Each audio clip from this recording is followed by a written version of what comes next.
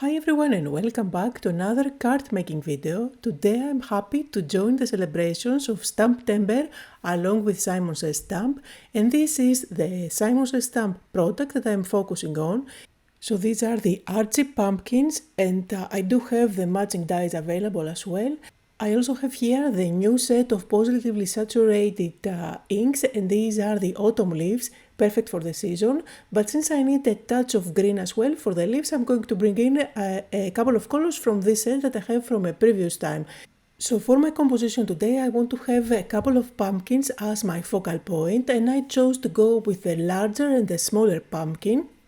So I am going to separate the dies that I need to use later on, as well as one of the dies for the sentiment.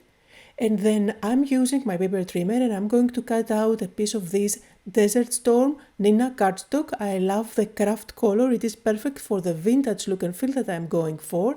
And that's where I'm going to use the dies to cut out the two pumpkins that I need.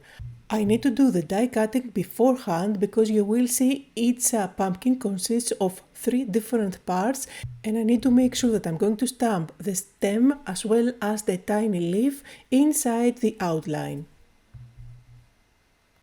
For the stamping I'm using my misting. I do have the Waffle Flower grip mat inside, which means that I don't need any magnets.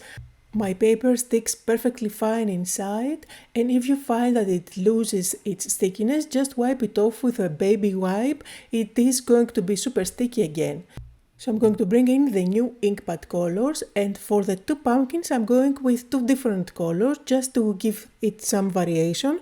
For the bigger one I'm going with mandarin, and you can see how lovely it stamps on top of craft cardstock.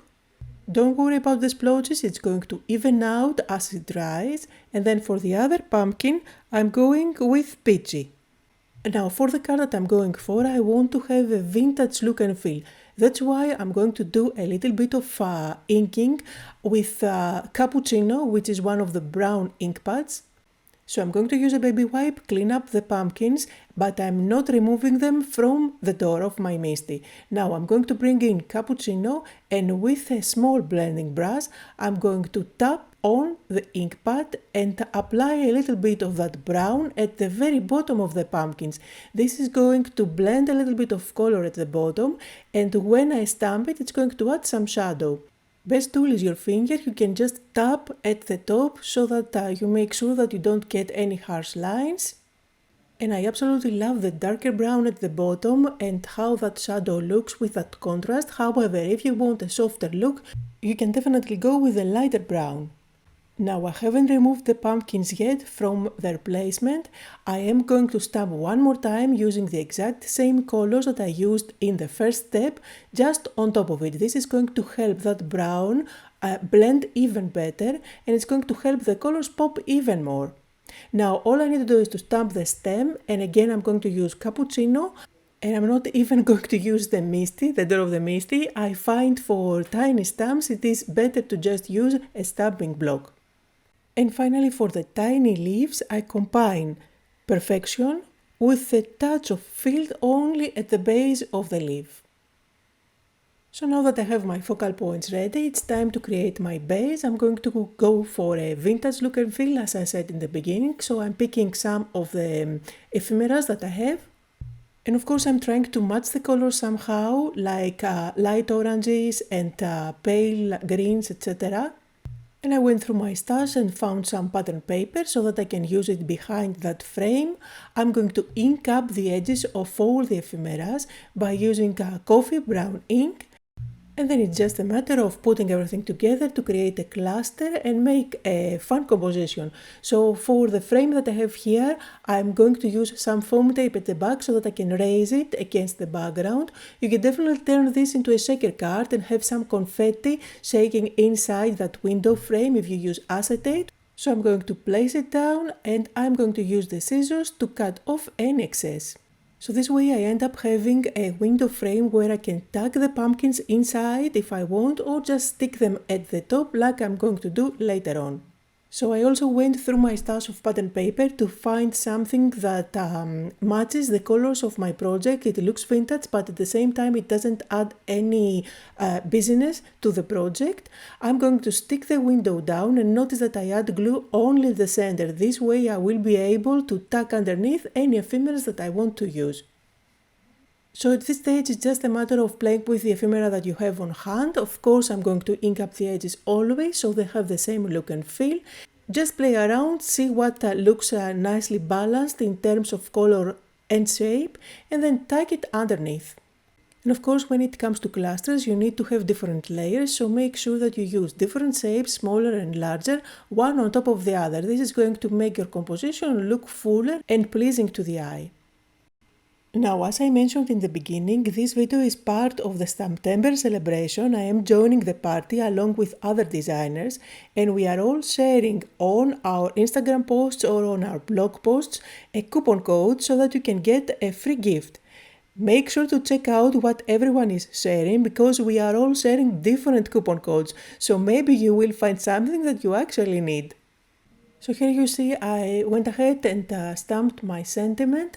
I do that with embossing ink a couple of times again on the craft cardstock that I used for the pumpkins so that everything is matching.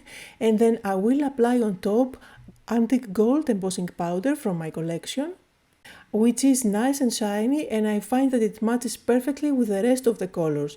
I'm going to heat set that and use the die to cut it out, lightly ink up the edges to get the same look and feel as the rest of the elements.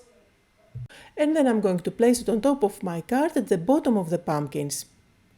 I do have tiny squares at the back, so this is going to have dimension as well. And now you can definitely stop here, or you can add some finishing touches like I'm going to show you. So I inked up the edges of the panel, and now I'm going to add some leaves in a neutral color. You can use decorative chips like I'm using here, or you can just use paper and cut out some leaves to add them here and there. If you use a neutral color, it's not going to make your composition look too busy, but at the same time it's going to make it look fuller. Other fun things that you can add along with pumpkins is to create those vines that pumpkins usually have. To do that I'm using hemp. I'm adding a blob of glue on my finger and I'm going to run it along that thread. This is going to make it harder when it dries, and I'm going to wrap it around a very thin brush, the back of a brush. This is going to give it a curly look and feel, and then just cut out pieces that you like and tuck them underneath the pumpkins. These are quite hard at the moment because of the glue, so a couple of dots of glue in a few areas is going to keep it together exactly where you want it to. It is a really fun detail and adds lots of texture on your project. Now, just because I love splatters, I'm adding some splatters, white splatters, by using calligraphy ink. You can definitely dilute acrylic paint with water to do that. And let's stick this panel on top of our card base. I have a chocolate brown card base here that's 4 1/4 by 5 1/2. That gives me a tiny little border all around. And because I don't know when to stop, I'm going to add some dots just to make it look more whimsical. I'm using a contour liner from my own collection, and the color that I'm using here is old gold that has that copper look and feel that matches perfectly with the embossed sentiment. So here is the finished project for today. I hope that you had fun, that you got inspired. Just like always, down below in the description area you will find the full list of all the supplies that I used. Thank you all so much for joining me today, and I hope you are all having a lovely weekend.